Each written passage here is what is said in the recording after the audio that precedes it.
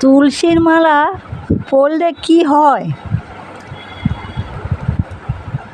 শাস্ত্রমতে তুলসীর মালা অত্যন্ত পবিত্র।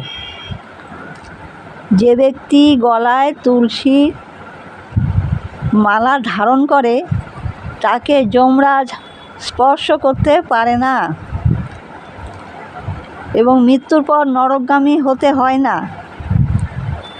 তুলসীর মালা ধারণ করলে দুঃস্বপ্ন এবং অশুভ চিন্তা দূরে থাকে।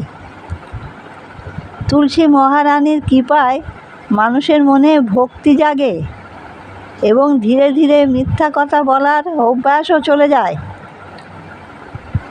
স্নানের সময় তুলসীর মালার ওপর দিয়ে যে জল গড়িয়ে শরীরে পড়ে তা শরীরকে পবিত্র করে।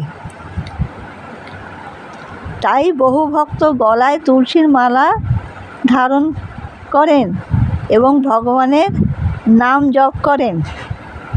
এই ছিল তুলসীর মালা পরলে কী হয়। ভিডিওটি ভালো লাগলে পাশে থাকবেন। নমস্কার।